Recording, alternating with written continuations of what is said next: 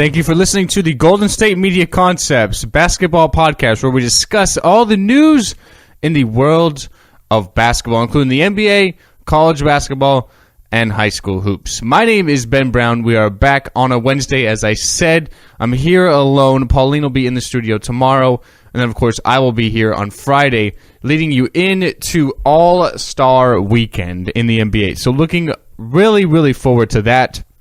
But before that show happens on Friday, we, of course, have to talk about what is going on today in the world of basketball. We got some great storylines at the end. Kevin Love's injured for 6 weeks. And the Toronto Raptors made a really, really big move yesterday, which could help propel them in the East. We'll talk about that news later in the show, but first we're going to talk about the NBA from last night. We had 3 games on the schedule. We'll also talk about what is going on tonight within the world of basketball. So last night, Jimmy Butler returned to the starting lineup for the Chicago Bulls. He has, of course, missed some action with a heel injury. He had 19 points, 12 assists, and 2 rebounds in his return, and he helped the Chicago Bulls defeat the Toronto Raptors 105-94. The Raptors making some moves yesterday, so they did have some people out of the lineup, which did affect them, Terrence Ross being one of them. Kyle Lowry did have 22 points, 4 assists, and 3 rebounds in the loss. The Raptors now 32-24, and the Bulls 27-29. Last night, another team missing a really, really big addition and key component of their team was the Cleveland Cavaliers, but it did not affect them in Minnesota as LeBron and company defeat the Timberwolves 116-108. LeBron James had 25 points, 14 assists, and 8 rebounds. In the loss, Andrew Wiggins of Minnesota had 41 points, 3 rebounds, and 2 assists. Of course, Kevin Love did miss time. Andrew Wiggins was part of that trade that sent Kevin Love to Cleveland.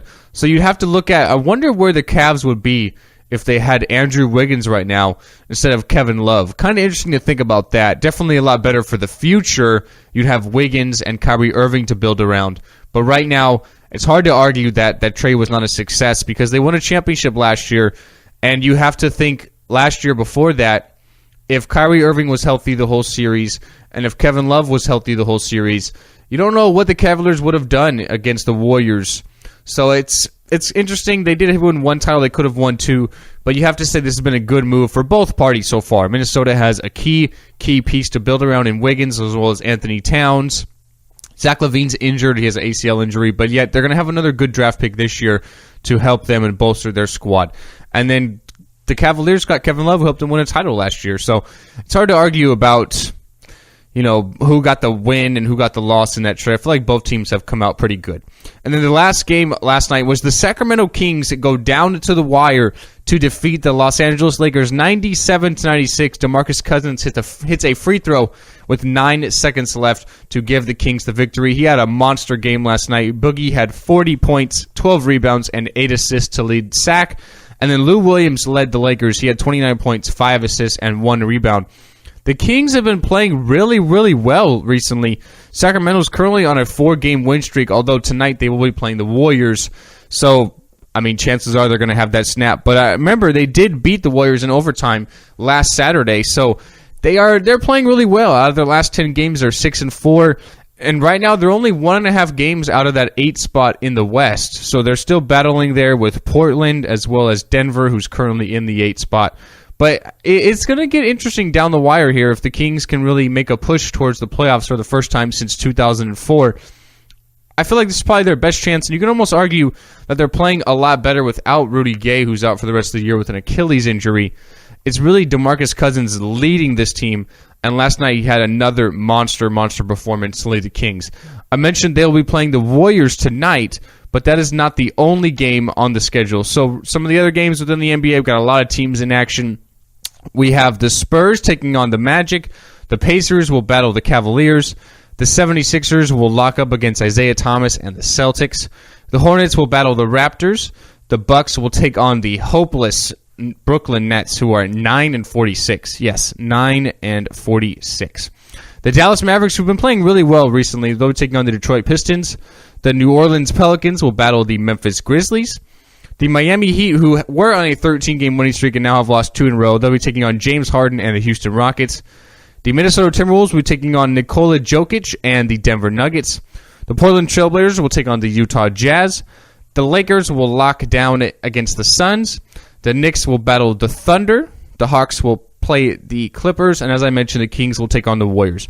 So that's the games in the NBA tonight. When you look at the updated standings in the Eastern Conference, the Cavaliers are still number 1. They have a 2.5 game lead over the Boston Celtics.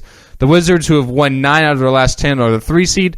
The Atlanta Hawks are 4. Toronto, on a 3-game losing streak, are 5. The Pacers are on a 6-game losing streak, and they're in 6th. The Chicago Bulls are 7th at 27-29, and the 8th seed right now, the Detroit Pistons. Milwaukee's close; they're only a game back of Detroit. The Hornets are 1.5 back. The Heat are 2 back, and then the Knicks are 3. And you look on the Western Conference side, you have, of course, Golden State 1. The Golden State Warriors are 46-9, right? Everyone talks about them. They're so dominant. They're so unstoppable, and valid, they are looking like that. But everyone doesn't even mention the Spurs. The Spurs are still 42-13. They're only 4 games back of the Warriors. Everyone's talking about how good the Warriors are, but the Spurs are technically still there. I mean, I hope this is not the case, but if one injury happens to Golden State where a star misses some time, they sort of go through some growing pains, you could have San Antonio right there, right on their heels, just like they were last year, just like they were the last couple of years. No one talks about them, but the Spurs well on their way to winning 50 games for another year. The Houston Rockets are in 3rd. The Clippers are in 4th. The Jazz are in 5th, although they are in a 3-game losing streak. They're still having a very good season at 34-22. The Memphis Grizzlies are in 6th. Russell Westbrook and the Thunder are 7th. And then, as I mentioned, the Nuggets 8, Kings 9, Blazers 10, and Mavericks 11. We'll take our first break on the show. After the break, we're going to talk about college basketball, some top 25 matchups from last night, as well as some news. Lonzo Ball, is he going to be better than Steph Curry? Well, his dad certainly thinks so. We'll debate that right after the break at the Golden State Media Concepts Basketball Podcast. Tired of searching the vast jungle of podcasts? Now listen close and hear this out. There's a podcast network that covers just about everything that you've been searching. The Golden State Media Concepts Podcast Network is here. Nothing less than a podcast bliss with endless hours of podcast coverage. From news, sports, music, fashion, cooking, entertainment, fantasy, football, and so much more. So stop lurking around and go straight out to the Golden State Media Concepts Podcast Network. Guaranteed to fill that podcast itch, whatever it may be.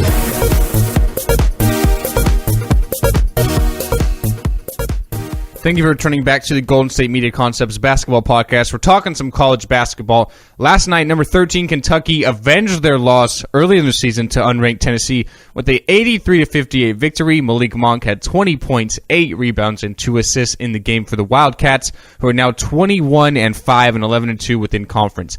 Another team who's 21-5 and 11-2 in the SEC is number 15 Florida after their 114-95 victory over Auburn. 114 points for Florida is the most they have ever scored in an SEC game. Canyon Barry led them with 30 points, 2 rebounds, and 1 assist last night. Number 16, Purdue go at home and win by 19 over Rutgers. And then number 25, Notre Dame, after their big win, their big upset this weekend against Florida State, they're back ranked, and the Irish go on the road to defeat Boston College 84-76. Bonzi Colson had 20 points, 6 rebounds, and 1 assist to lead the Fighting Irish. When you're looking at the schedule tonight, you have number 21, South Carolina will be hosting Arkansas. Number 23, Maryland, will be on the road to take on Northwestern. That's a very, very big game for Northwestern. They're one of the true bubble teams to get into the conference. Or not the conference, but the NCAA tournament. Northwestern have never been in the NCAA men's tournament. So it's going to be interesting. This is a big, big game. If they can pull off another win like they did on the road against number 7, Wisconsin on Sunday here against Maryland, it will really, really help their chances at getting into the big dance. Not sure if they're going to have Scotty Lindsey, who's their best player, or not, but they're going to have a tough test whether or not Lindsey's playing against Melo Trimble and the rest of the Maryland Terrapins. Number 18, Cincinnati, is on the road to take on South Florida. Number 20, Creighton, will be on the road taking on Seton Hall. We have the Battle of the Carolinas. Number 10, North Carolina, will be taking on unranked NC State, who are honestly moving on without head coach Mark Gottfried. So it's going to be interesting to see who they decide to bring in there. NC State's been an okay team. I mean, made the Sweet 16 a couple years back. So they're a decent program, but not having a good go of things right now. They're 14-12. Number 24, Butler will be hosting St. John's. Number 19, SMU, Larry Brown's team, will take on Tulane. And then in the ACC, a really good matchup here. Number 12, Duke, on the road to take on number 14, Virginia. Mike Krzyzewski's really made an impact since returning back to the sidelines for the Duke Blue Devils. They, of course, last week had that big win over their rival North Carolina at Cameron Indoor Stadium. And then you look at Virginia, who are coming off a really, really bad performance against Virginia Tech, where they went to double overtime and really blew a second-half lead. So have to see if the Cavaliers can do well tonight or not. That takes us to some news within college basketball. So I want to talk about Lonzo Ball. We talk about the Ball brothers a lot, whether it be LiAngelo, Lonzo, LaMelo. We talk about all of them a lot here on the basketball podcast and on the sports podcast as well. So we know about LaMelo last week with the 92 points and his dad being really, really outspoken about it. And last week on TMZ Sports, they did an interview talking about how his son could score 92 points again and just really giving a lot of credit to his son. Well, in that same interview, LeVar Ball was talking about Lonzo Ball, who's at UCLA, and really tearing it up. I said if I had the number one pick in the NBA draft next year, I would take him. I think he's fantastic. Well, he was talking to TMZ, and he said, you can't compare my boy to anyone. He's going to be better than Steph Curry in the NBA. Steph Curry's really good, but my son is young. He's got time to go. And you only consider him because he's won a couple of championships, talking about Steph. What if he didn't win no championships? He's made some shots at the right time. So, you have LeVar Ball comparing his son, saying he's going to be better than Steph Curry. Well, what do I think of this?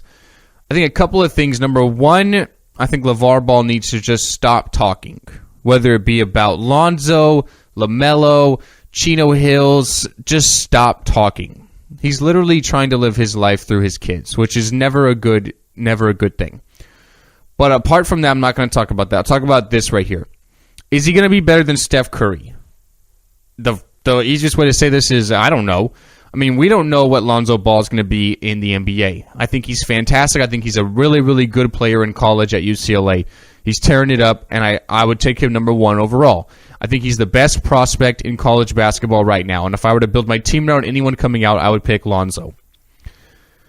Is he going to be better than Steph Curry? Well, let's just look at the specifics here. He's got to be better than the third best player in my eyes in the NBA. I think it goes LeBron, Kevin Durant, and then Steph. And then I think you throw in Westbrook and Harden in there as well. So let's just say top five for sure. Steph Curry may not be the third. Some people may think Russell Westbrook's better or James Harden. So let's just say top five for sure. So Lonzo Ball has to be better than a top five player in the NBA. So he has to be a top five player himself. Is that going to happen or not? I don't know. We'll have to wait and see. But quite honestly, I don't think this is a really good comparison. I think Lonzo Ball and Steph Curry are two totally different players. Although they might play the same position of point guard, they're not really similar at all. You have Lonzo, who's a much bigger guard, 6'5", 6'6", as opposed to Steph, who might be listed at 6'1", 6'2", but may not even be there. Might be even like 6 foot. He looks a lot smaller than he's listed. So you have the difference in height there. And honestly, you have different styles. Steph Curry's a perimeter guy, really good at shooting the three, quick, off the dribble. You have Lonzo, who is a bigger guard, so he uses his physicality, can get inside, of course can step out, hit the perimeter jumper, but not nearly as well as Steph Curry can. So I think the comparison itself is not really a good one because these guys are two different styles. I mean, they're two different players. So the comparison there, I don't think really makes sense. But as far as can he be better than Steph Curry in the NBA? I think the answer is yes. Can he be? Yes, because he has a ton of potential. Depending on where he could go, he can really light it up. You look at the Nets have the worst record in the league right now. That pick could be going to Boston.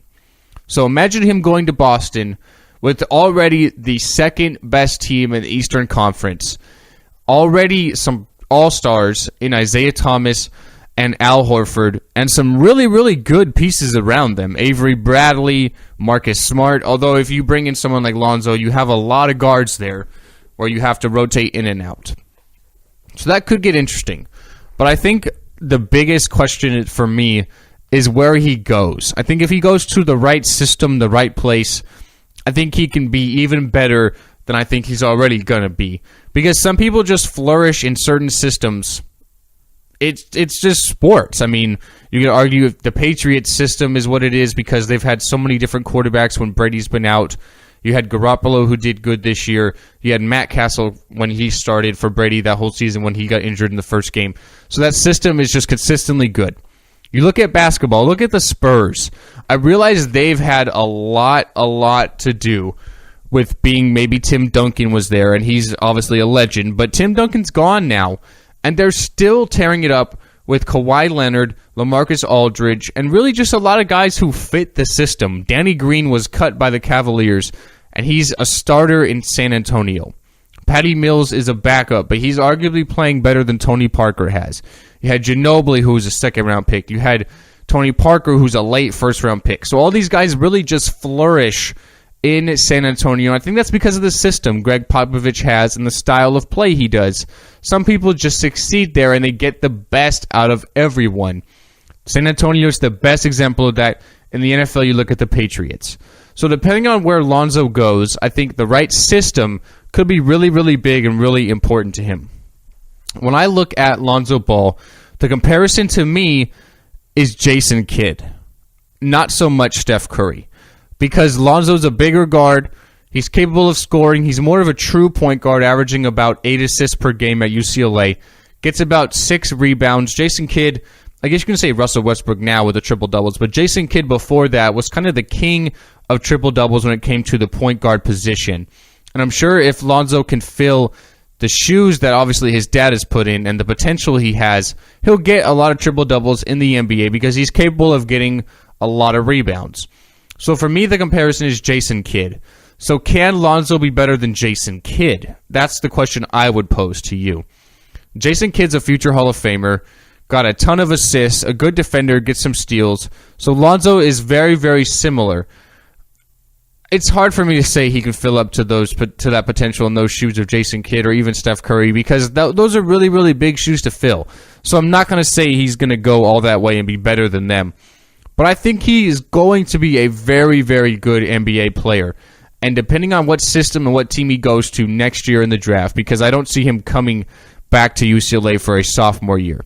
So depending on where he goes in the NBA draft come this summer, I think he can really, really tear it up and be a very, very good NBA player and probably a future All-Star. But for me to say he's going to go even further than that, you literally can't predict that, and it's impossible to look at. So I would say these reports and these comments are kind of just to get people to talk about it and nothing further from there. Obviously, he's going to have a lot of faith and trust in his son, but I'm not going to go as far as to say he's going to be better than Steph Curry, or even to me, the comparison is Jason Kidd. I'm not going to say that either. That's really, really big shoes to fill. So I'm not going to go that far. But we're going to take our last break of the show. After the break, we're going to talk about news in the NBA. We have Kevin Love injured for 6 weeks. What's that mean for the Cavs? A big trade for the Toronto Raptors.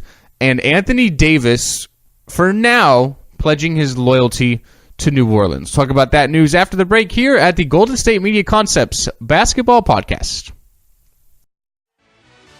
Are you looking for the very best NFL and college football podcast? Then check out the GSMC Football Podcast. Get the latest football news both on and off the field. From the NFL Draft to trades to the rumor mill to the NFL Combines, they got you covered. That's GSMCpodcast.com/football-podcast. Get updates on college rivalries, game day insights, and much, much more. It's football talk the way you want it. This show eats, sleeps, and breathes football. Don't forget to like them on Facebook and follow them on Twitter. Visit GSMCpodcast.com for more info.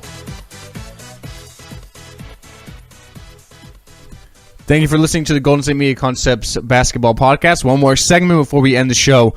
So Kevin Love might have love in his name, but he didn't get any of it on Valentine's Day yesterday because he got really, really bad news.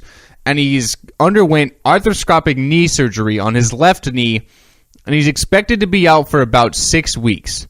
The surgery was performed by Dr. Javid Alchek on Tuesday in New York, and it removed a loose body from the knee. So Kevin Love's out 6 weeks now. If you look at the calendar, give or take a little bit of time, maybe he comes back a little earlier, maybe it takes him a little longer. You're looking at early April for a return for Kevin Love. You have J.R. Smith, who's been on the shelf for a while now. He's going to be out until about mid-March. So you have 2 of your starting 5 not in the lineup for the next at least month, give or take month and a half if you count Kevin Love in the mix. So for Cleveland, a team that is already struggling, I mean, obviously they're still number 1 in the East. They're 38-16, but we know how their 2017 has gone. It hasn't really gone that well. They're 23-5 at home, which is fantastic, but on the road they're 15-11. So they can't simply win road games. Now you don't have Kevin Love, who's having arguably his best season in Cleveland. He's an all-star. He's obviously not going to play in the game on Sunday because he's out for 6 weeks. So the NBA will have to name a replacement, and we'll obviously update who that is here on the show. But you're not going to have Kevin Love, who's having his best season in Cleveland for the next 6 weeks. So what does that mean for the Cavs? Well, quite honestly, I think this is kind of bad for Cleveland right now because they have some teams chasing them in the East. You have the Celtics only 2.5 back, and they're playing fantastic. They've won 9 out of their last 10. You have the Wizards, who are 5 back. They've won 9 out of their last 10 as well. And then you have Toronto, who made a big-time trade, who we'll talk about a little after this. So you have some teams chasing them, and LeBron is already playing a ton of minutes. He's averaging 39 minutes a game, which is second in the NBA right now. Without Kevin Love for 6 weeks, you'd imagine LeBron's going to have to play even more minutes to make up for some of the contributions Love has made for the team. Yeah, they might want to say next man up, and we just got to continue doing what we do. But it's not that easy night in and night out. He's going to be missing practically like 20, 22 games. That's a lot of games. That's a quarter of the season practically. So he's missing a lot of games. So for Cleveland, I think this is kind of bad because you have some teams chasing them. And I feel like the East could get kind of interesting come playoff time. Of course, you hope that the Cavs will have everyone healthy, but Kyrie Irving's had injury issues in the past. Things happen. I think the Celtics are good. I think the Wizards are good. The Hawks are okay, and I think Toronto's good. So the East could get kind of interesting there as far as teams who may potentially push Cleveland and really give them a series. Without Kevin Love right now, they could lose that number 1 seed, which is not that big of a deal. I mean, we saw what Cleveland did 2 years ago. They swept the Hawks when they had the number 1 seed. So Cleveland was 2, and they didn't have any effect. They swept through them in 4 games. So I don't think that losing the number 1 seed is that big of a deal. But obviously, you want to be playing your best basketball going into the postseason. It could take some time for Kevin Love and for J.R. Smith when they come back to get more comfortable and back in the flow of things with this Cleveland team. And they're already going through some growing pains. LeBron's not really happy. The team's not playing all that great right now. And now they lost arguably their third best player and one of their more important players in Kevin Love. So as far as the trade deadline on February 23rd, do they make a deal? Well, if there's ever a time to trade for Carmelo Anthony, it's right now because you don't have Kevin Love. I'm sure the Knicks would still at least entertain a trade for Carmelo Anthony and Kevin Love, even though Love is out for 6 weeks.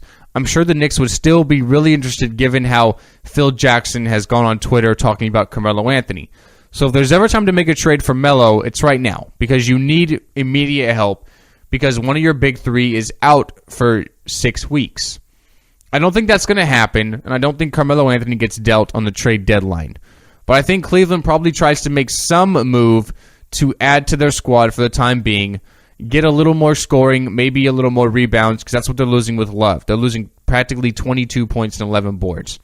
So they're losing a lot of production from Kevin Love for 6 weeks, which is big, because you have to put more on LeBron James' shoulders, which is already a lot. Although he's LeBron James and is so physically gifted, he's playing 39 minutes. It's his 14th year in the league, and you have to count practically it's like his 16th, 17th year in the league because of all the playoff games he's played and the Olympics. I mean, it's practically like more seasons are added on and even higher intensity because you're playing constantly good teams, not necessarily everyone else in the league. So you have even more on LeBron James. and Kyrie Irving. So it could wear them down come playoff time. I'm not saying that's the case, but there's going to be some doubts out there if Cleveland don't make it to the finals or really struggle in the finals. So you have that with Cleveland. Kevin Love out 6 weeks. Not a good sign for the Cavaliers. And it doesn't get any better because the Raptors made, in my eyes, a really, really good move yesterday in trading with the Orlando Magic to pick up big man Serge Ibaka, obviously formerly of the Oklahoma City Thunder. He was involved in that deal that sent Oladipo to OKC and Ibaka to Orlando. But not anymore because he's on the Toronto Raptors now. So the trade was Terrence Ross and a first-round pick to Orlando for Serge Ibaka and like a second-round pick. So not really much. Basically a first-round pick and Terrence Ross for Ibaka, which even the Raptors being really good, a first-round pick in the mid-20s, not necessarily the greatest, although this is going to be a really, really deep draft coming out in the NBA draft in the summertime. Obviously, and then you do have the exceptions. I mean, depends on where you get drafted, and you have diamonds in the rough. But so practically, it's Ibaka for Terrence Ross. So this is a really, really good move for Toronto. You have Kyle Lowry and DeMar DeRozan. You have the all-star backcourt there. And then you have some good pieces around them. You have DeMarre Carroll. You have Jonas Valanciunas. And then you throw in Serge Ibaka, who's averaging 15 points and practically 7 rebounds. He's a good stretch four, can step out, hit the three. He's also a good interior defender, gets some blocks, averaging about 1.5 right now per game. So you get some defense in there, which is obviously great as well.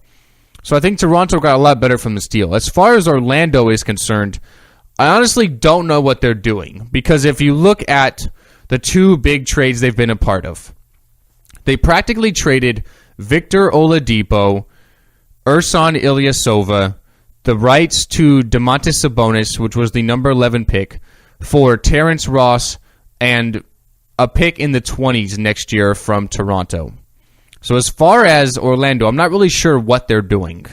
They have a lot of young players, but they're not a good team. Aaron Gordon's kind of a tweener. Is he a 3? Is he a 4?